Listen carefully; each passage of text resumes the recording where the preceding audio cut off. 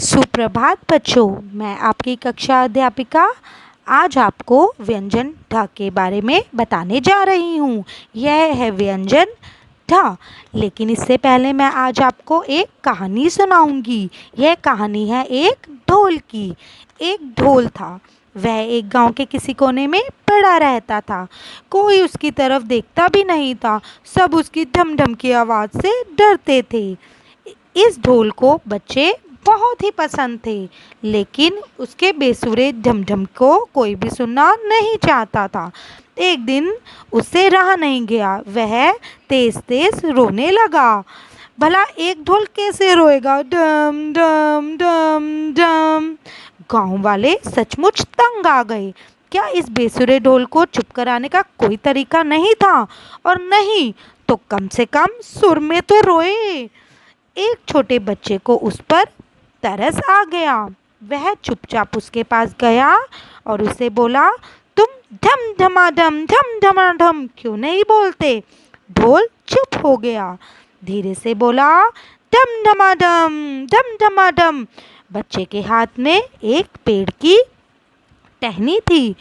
उसने उसमें ढोल को हल्का सा थपथपाया और ढोल बोला, ढिम ढमाढम। इस प्रकार से आपने देखा कि कोई भी चीज़ बेकार नहीं होती।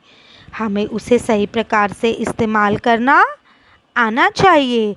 हर चीज़ को इस्तेमाल करने का एक तरीका होता है। अब हम आगे व्यंजन ढ से संबंधित कुछ अन्य शब्दों और उनके चित्रों के बारे में जानेंगे।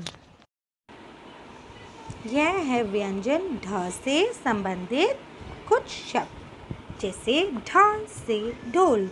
अभी आपने ढ से ढोल की कहानी सुनी थी ना, कि इसकी आवाज़ बहुत ही तेज़ होती है। ढ से डहना। किसी भी चीज़ के गिरने को ढ से डहना कहते हैं।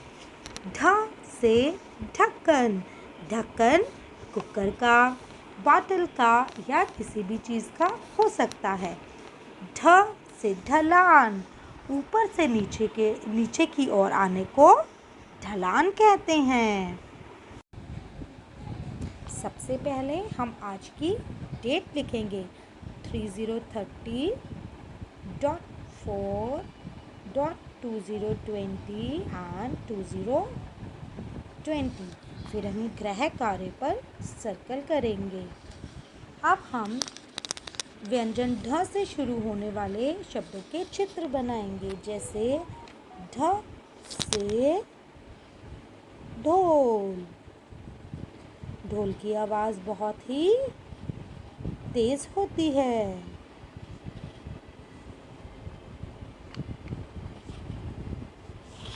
ढ से ढक्कन।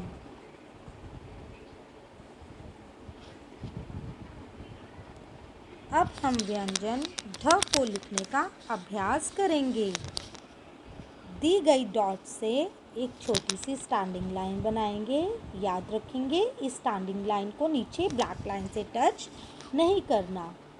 अब हम एक सर्कल, हाफ सर्कल बनाएंगे और इसे ऊपर की लाइन से टच करके नीचे लाएंगे। दोबारा देखेंगे, एक छोटी सी स्टैंडिंग लाइन, हाफ सर्कल, ऊपर से टच करके इसे नीचे लाएंगे। Standing line, half circle. इसी प्रकार से हम इस व्यंजन का अभ्यास करेंगे और सुंदरता से बनाए गए चित्रों में रंग भरेंगे। धन्यवाद।